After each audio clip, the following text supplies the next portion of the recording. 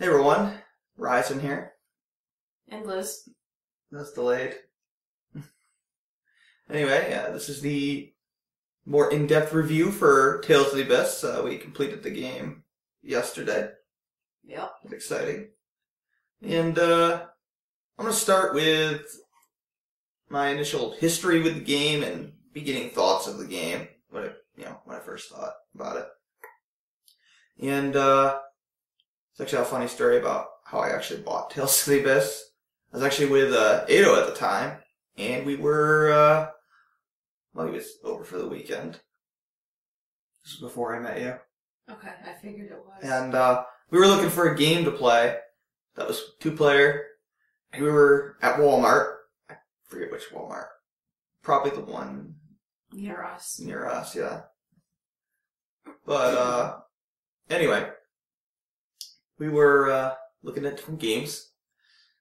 And we were looking at the Mortal Kombat game, actually. I think it's Shaolin Monks, whatever it is. It's a stupid adventure action Mortal Kombat game that we knew was 2-player.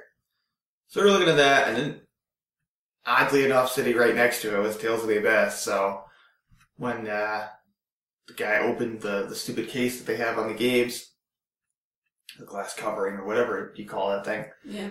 I asked to see Tales of the Abyss because they look cool. And I was like, oh, it looks like an interesting JRPG. And then we looked at the back and it's like 1 to 4 players. I'm like, oh crap, I've never really seen a JRPG that's 1 to 4 players like that. Outside of like Secret of Mana, but that was ages ago. But anyway, we after like 30 seconds, we decided I decided to buy Tales of the Abyss and got home, started playing it with Ado, and we really liked it. At first, we thought it was just a 2D game. You don't start with free run. And then I was playing as Tyrion as Luke, and then I get to level 5, I got free run, and I spent an entire battle just running in circles around Ado, and he was really pissed. It was really funny. Mm. But then he got free run too, and we just loved the 3D action battle system that the game had going on. And then we got Field of Phonons, and it was just awesome. So anyway, if you want to go over your history and initial thoughts. Well, before I started dating this guy, I didn't really play video games all that much. When I was a kid, we had a PlayStation and we played games like Spyro the Dragon and Crash Team Racing and stuff like that younger kids would play. And then when we started dating, he was really big into games, and I think it was probably one of the first games we played together, if I can remember correctly. I think it was the first. Was one of the first. I can't remember completely, and It was certainly the first one we played together. I don't know. I liked it. It was cool, interesting, different for me because I wasn't into gaming at the time, so it kind of opened up a whole world of entertainment for me. Initial thoughts? Since my initial thoughts were years ago, it was cool. I'd never really played a game like that before, so it was really different for me. I don't really know what to say because it was so long ago. I can't really remember. It's alright. You're more used to playing party games. Yeah. Okay, I'm going to talk about the graphics first for the review portion. Not really too much to say about the graphics. A lot of it looks pretty good for PlayStation 2 era. The spell effects look good. The enemy designs, character models look good. The enemy designs look real good. The environments look pretty good for the most part, except for the world map. That does not look very good, and the frame rate is Slow. really bad. It's got to be like 15 frames per second. It's really bad. And this includes the world map areas, which I don't know what they were thinking of that. In East of Marsh and Megiora Highlands. Both of it, it's a little silly to have an entire dungeon in 10 frames per second or whatever it is. Then there's the anime cutscenes, which feel inferior to me to Symphonia, which came out before it. I mean, maybe you think differently, I don't know, but They just seem to lack the quality that Symphonia had. There wasn't much to them. Some of them look good, some of them don't. The war battle scene in particular looks... They should have just done in-game graphics for that. That was really, really bad to have a bunch of faceless, barely drawn soldiers fighting. That's really, really, really ruins that scene. Some of them look real good, like when Luke meets Ash in the anime cutscene there. But another problem with those anime cutscenes is that they were clearly drawn separate from the actual story, from the actual writing team. As evidenced by Luke suddenly caring for Ion when he confronts Ash early on, back when he was still trying to treating Ion like a dick. So that's kind of an issue. But overall, I do think the graphics are pretty good. I mean, what year did the game when was it released? What year, do you know? I don't know. I didn't look that up. Was it like the early 2000s, if you had to take a guess? It was 2004 or 5, I think. I'm not sure. But, I mean, Symphonia came out before it, and I just think the anime cutscenes were more consistent in quality. Which is kind of weird, considering that's a GameCube game. Yeah, I think the graphics in that game are better anyway. A little bit sharper in some points. I guess. I don't know. I'll give them an 8 out of 10. Yeah, it wasn't like they had block fingers. It was pretty decent, I'd have to say. The colors were good. They weren't faded or anything. Everything looked pretty sharp and put together. It didn't look like it was thrown together in 5 minutes. It looks like the team really did a good job on that. Got a score? I've never scored anything like this before, so I'll just stick with his 8 for 10. Okay. Alright, the music, I think it has a very excellent soundtrack, actually. I think it has the best soundtrack of any Tales game. Very few bad tracks. I mean, all of it is really good, from, Awkward Justice, the God General's boss theme, to all the battle themes are really good, except for the normal boss theme, which seems to be a theme with Tales games. For some reason, the normal boss theme just sucks in every Tales game. I don't know why. It's like too much is going on. Like, it has no melody or anything. Weird.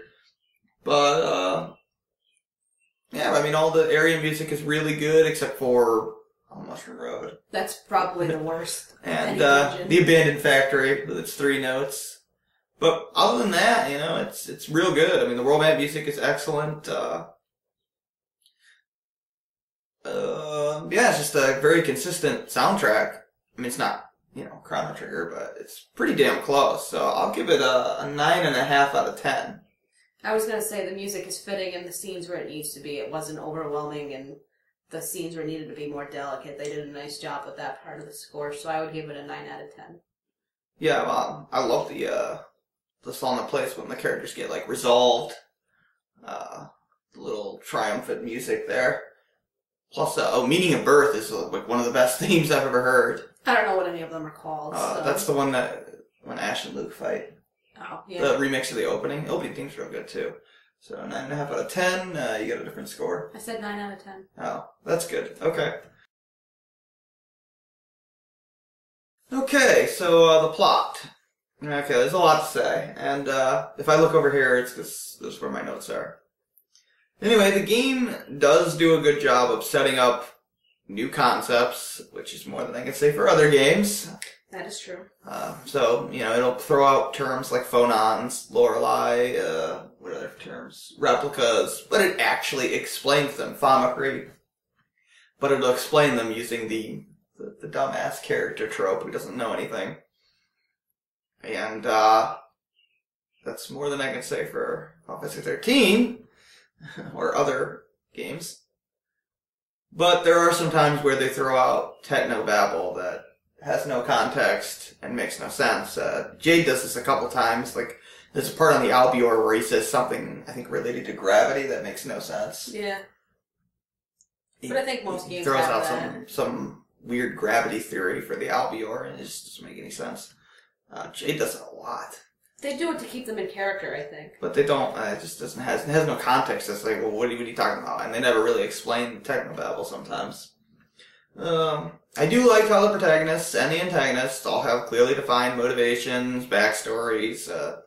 The antagonists don't really develop. Well, I guess Van kind of does at the very end. It's kind of forced, though. But the protagonists all have their development. They all start one place, end another. And I don't like how the antagonists seem to be very, I guess, weak. Really, the protagonists defeat them, like, far too often and easily, and they're just not threatening. I mean, when you defeat 3 of the god generals at the same time, and then take them on individually, it just doesn't make any sense. And they only try to explain this with Sync, with his, for some reason, I wasn't using my full power before, even though that makes no sense. Why he wouldn't just use his full power and kill them all. And Van, of course, gets his Lorelei power up. The rest of them, though, they just, well, now we're gonna fight you by ourselves, and, oh, how surprising, we lose. Okay, a lot of plots are guilty of this. It's like, the antagonist has to be threatening, and they're just not outside of Van and maybe Sync. And, I know a lot of people have problems with Act 3 Luke, with his emotional phase, but, me personally, I was greatly exaggerating my distaste for Luke in Act 3, because they do explain it, he has a month to just sit down and think about how he essentially stole someone else's existence. And, it makes sense that he would be a little emotionally scarred from that. But they probably could have shown that instead of just skipping ahead a month to make it more understandable, instead of just skipping right to Act 3. I mean, I know the game's long, but what the hell's another hour or two? A couple extra areas to go over Luke thinking about this stuff.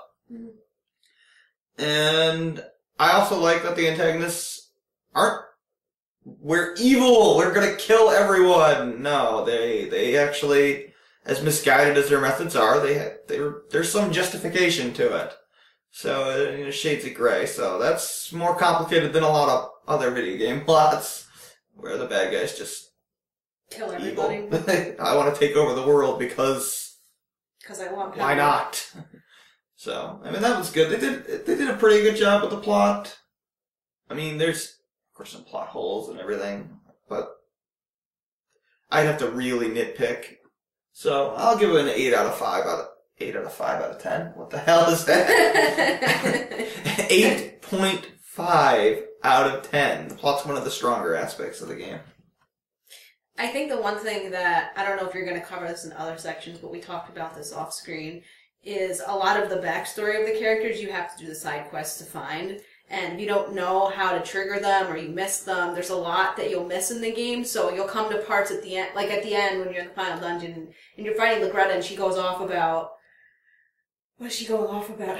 How Van saved her and everything. She talks about how she loves Van and it just comes out of nowhere. Yeah, and if you don't do the side quest, you would have no idea what she's talking about. So that's the only thing that I think is kind of flawed, but...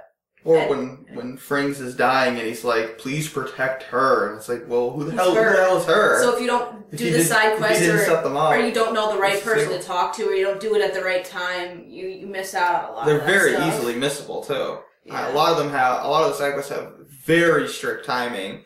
Some of them are like 5 minutes if you don't do it within, if you go to like the next cutscene, you can't do it. It's just absurd. They put so much critical information in these side quests, and they do that in pretty much every Tales game. Yeah, it's which I don't understand why. A lot of the skits too will have. They have some minor. Yeah, they have the character development in them. But overall, I'd probably agree with an 8.5 out of 10. Okay. Okay, so the gameplay. Probably one of the weaker aspects, actually, because of certain imbalances. But I do like how balanced magic and physical attacks are. None really overpowers the other. I mean, physical attacks, of course, are instant, but magic deals a lot more damage than individual physical attacks. Plus, you got better stunning and area of effect. Whereas physical attacks, you don't have the startup time or anything like that. Well, the casting time. And it's not so unbalanced that magic is the only thing in the game that really doesn't affect for like damage and everything. It's not like you can't only use magic or only attack like physical attacks. It's not like it's good in the mid. Right in the middle. A lot of games typically physical attacks overpower magic. This game actually has it's pretty balanced. Pretty balanced between the two. And speaking of balance, all 6 playable characters. I mean, Jade's the worst, but all 6 of them are pretty good, pretty useful. I mean, they all have their uses. They're all pretty balanced, I'd say. I mean, yeah, Jade's technically the worst character, but he's still very, very good in the game. Plus, it's kind of nice how all the mages have melee capability. They suck, though. Well, they don't Except suck. Annis. Annis is kind of the unique person. Tyr's good at melee, if you know what you're doing. But, I mean, Jade is the worst at melee, but he's still okay. He's better than a lot of other Tales games. Like, what's her name in this period? Rita? She's not very good at melee. Mm. But, yeah, you know. And I also like that they don't go overboard on the number of characters, like in even other Tales games where they get like 8 playable characters. Let's see. Field of Phonons. This is my favorite part. Yeah, it makes positioning remotely important, which is more than I can say for even other Tales games. It actually matters where spells are hitting and where you're standing.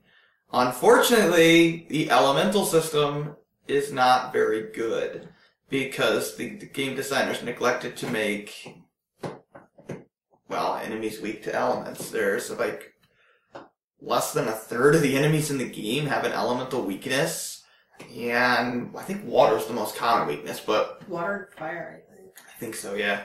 But it's just like, why? Why aren't most enemies have an elemental weakness? And then you have the elemental resistances, which, as you saw in my Let's Play, really don't mean a whole lot. It's a 10% reduction, which is nothing. Why even bother paying attention to that?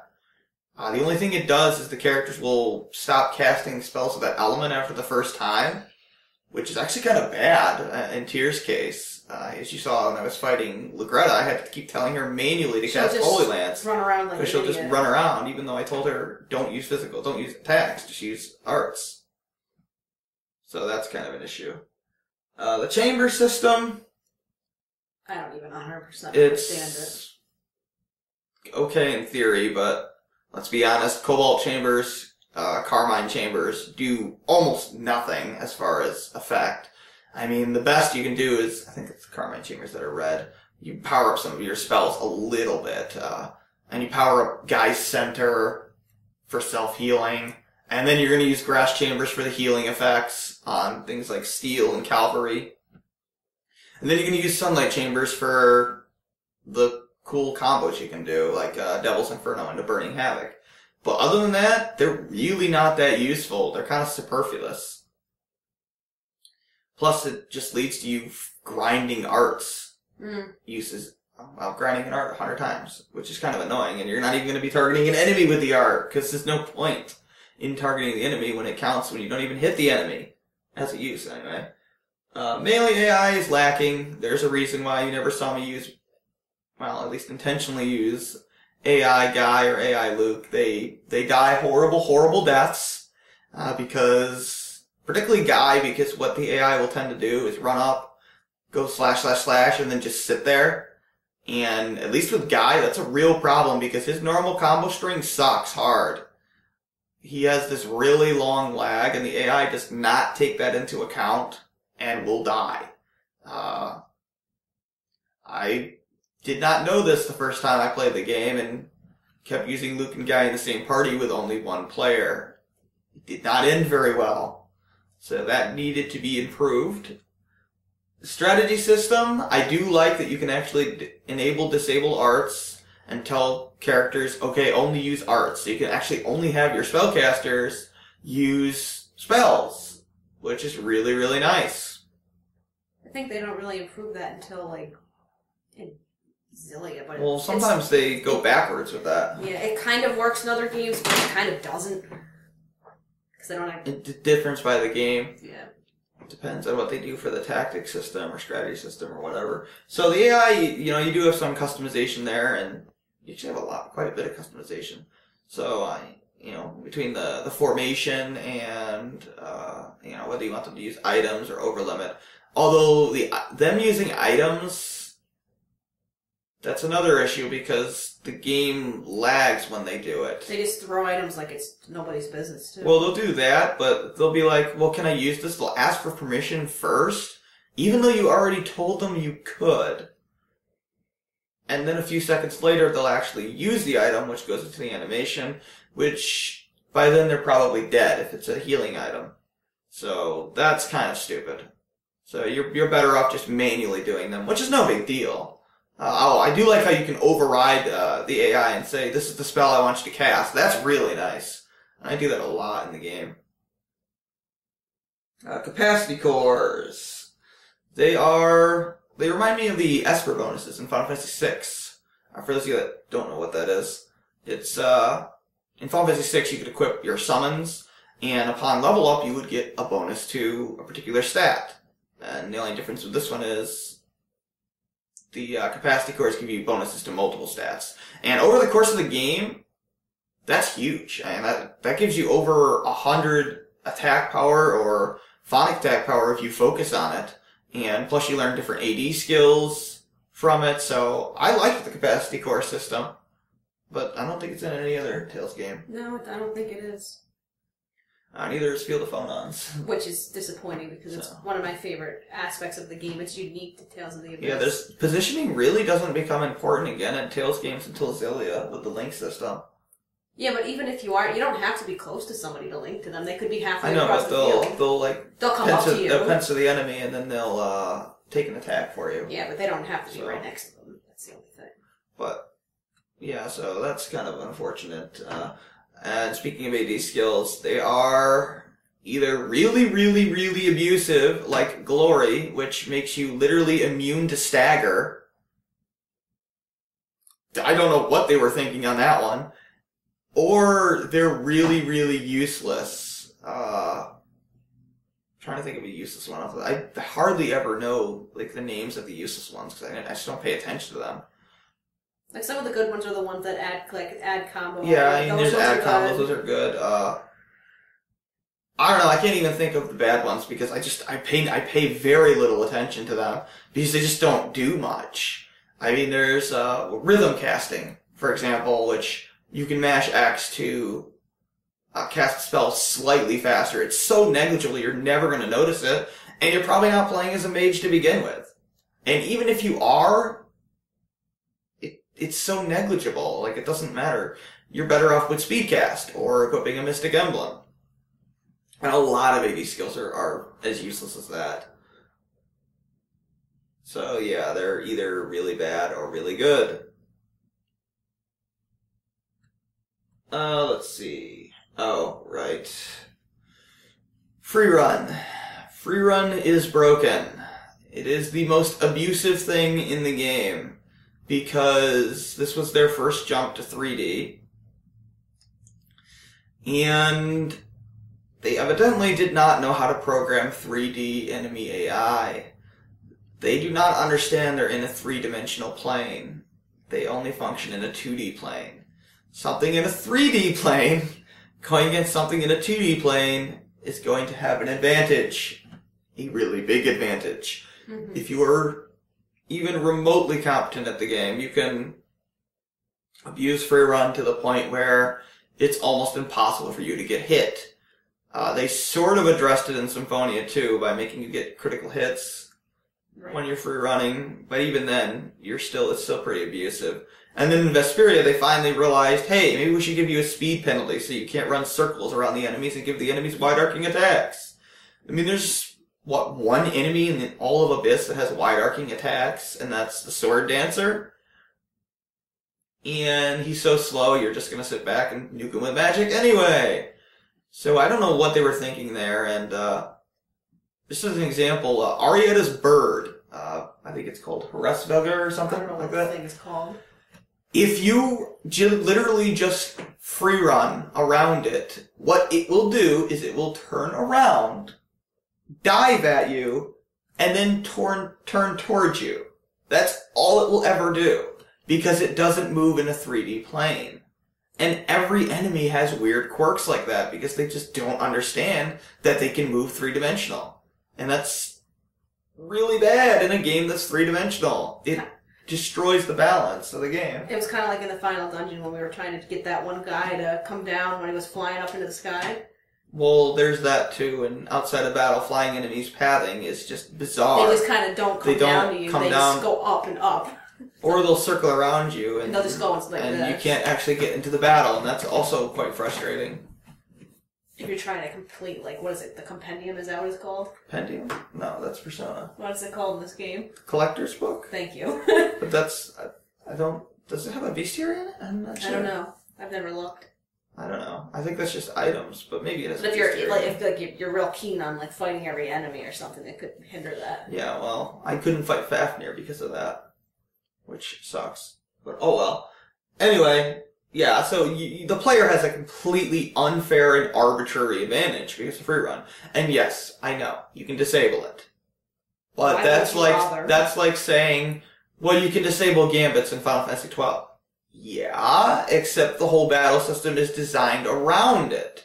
The mechanics, the Field of Phonon system, the combo system, everything revolves around you being able to free run. Mm-hmm. I mean, that's what the system was designed around.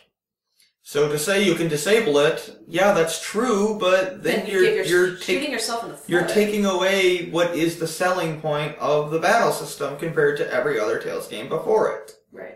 So that's an empty argument to me. Yeah, so it's just game breaking.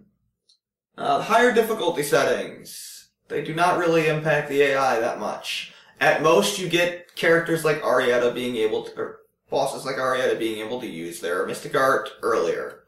That's about it. The stats on very hard, I think, on hard it's a 1.5 times bonus to all their stats, including defense, and this is something that they were stupid about. On very hard, it's double. On unknown, it's 3.5. Unless you're playing the Japanese version of the game, and then it's quadruple. Because the game designers hate you.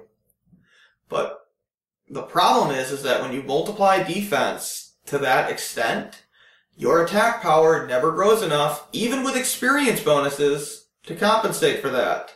So you'll be doing 1 damage over and over and over and over again, or very, very little to normal enemies, and the 1 damage to all bosses.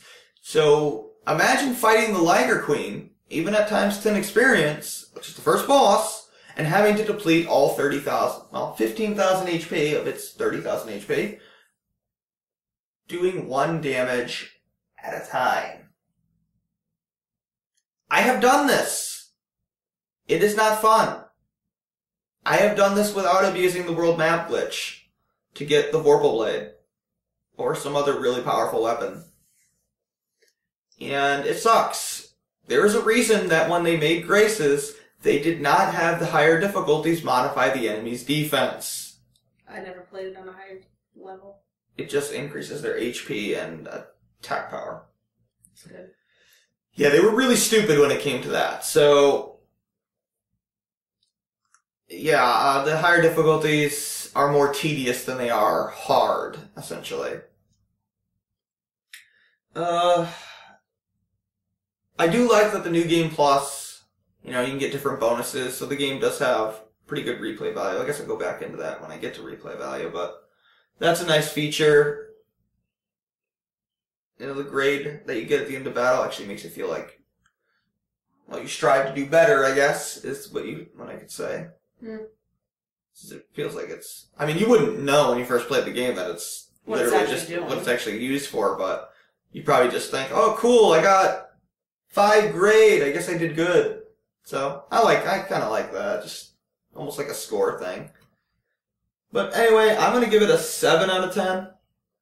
Cause at the end of the day, even with all the imbalances, it's still just so much fun to just abuse the Field of Phonon system, do the combos, hit the, do 60 plus hit combos, and use really powerful spells, and a whole bunch of stuff. I wish there were more status elements that you could use against the enemies. There's really none. So you can't really crowd control enemies, which kind of sucks. And there's no, really the buffs aren't that useful either. So I wish they had toned those up as well. Healing Force is okay. Like Steel is... Well, Steel's good. It's okay. It's okay. It's mainly good for healing effect, but... Yeah, the buffs aren't that good until you get Fortune's Arc with Frontier, and she just buffs the whole party to obscene levels. So, but other than that... Oh, I love the Mystic Arts, too. But anyway, I'll give it a 7 out of 10. I'll stick with that. Okay, you got anything to add? No. Okay. Alright, okay, replay value. It has a lot more replay value than a lot of other JRPGs, where you pretty much just beat the game and you're done.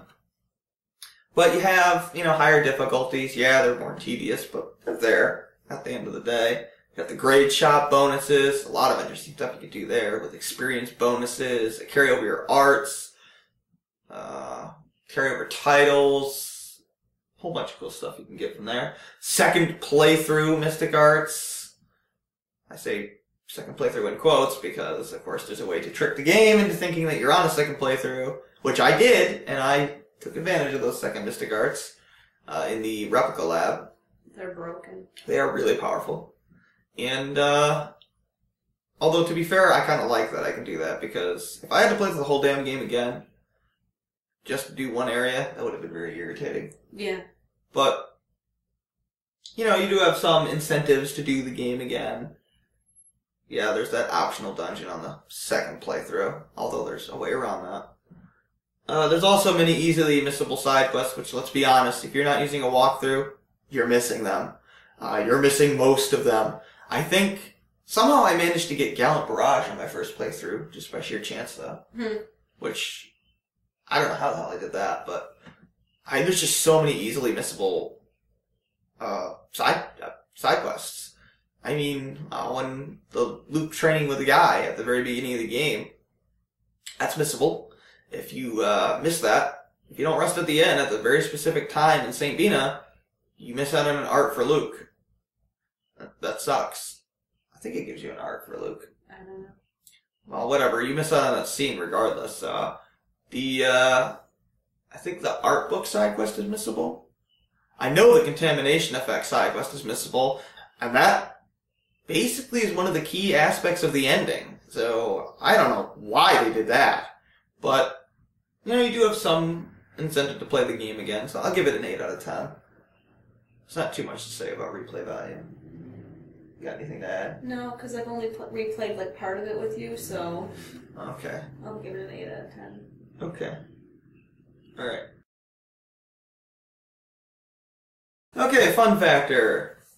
At the end of the day, despite all of its imbalances, comboing an enemy into oblivion, abusing Field of Phonons, using really nasty-looking spells that stun the enemy for your melee fighters to do really nasty-looking combos. And Jade's humor. Yes, and Jade's humor. It's just a fun experience, and it's just a blast to play. I mean, a lot of stuff I'm just nitpicking, but it's just a lot of fun at the end of the day. So I'm going to give it a 10 out of 10 for fun factor. I just love the game. Yeah, I'd have to agree with that. I think it was a pretty good game. I mean, there's points where it's dull and there's just a lot of story happening, but then there's other points where you're fighting through the dungeons and blasting away at enemies and everything that you covered. And all the humor in the game that's really funny.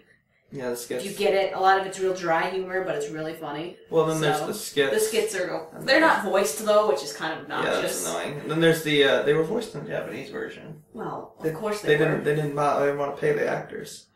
And the spa scenes are hilarious. Yeah, that's really funny, always. Oh, I forgot to mention that the backtracking can get annoying. That's probably the most annoying annoying part of the game. I can't believe I forgot to mention that in the gameplay section, but yeah, that's a big problem. I don't know what they were thinking. You visit most dungeons 2 or 3 times, and that's just unacceptable. But overall, I give the fun factor a 10 out of 10. Thank God they give you autopilot in the 3rd act. Yeah, that'd be annoying. Okay, so overall, I'm going to give the game a 7 out of 10. It's not, the most well-designed Tales game in the series, but I'm not gonna lie, it's my favorite in the series, and it's totally nostalgia-based because it was the first Tales game I bought. I mean, Symphonia is a better balanced game. Vesperia is a better game overall. Really, there are much better games in the series than this one, but I just love this game. It's just totally nostalgia-based. And, I'd recommend it. There's actually a 3DS port of the game now that, I don't know if it's any different than the I have no PS2 idea. version. I think it's pretty much exactly the same. I just don't know if they added any new side quests or anything like that. But if you have a 3DS, it is cheaper to get it on that version, or to get that version of the game. And I would highly recommend it. I mean, it's just a blast to play. I mean, as long as you don't, just understand that it's not going to be, maybe if you're coming back from a game like Vesperia, it's not going to be as balanced or as fine-tuned as that, because this was the first jump to 3D, but it's still just a lot of fun to play. So I'm going to give overall a 7 out of 10. And, if you're not into JRPGs, don't expect this game to change your mind, because it has a lot of the JRPG tropes and typical cliches.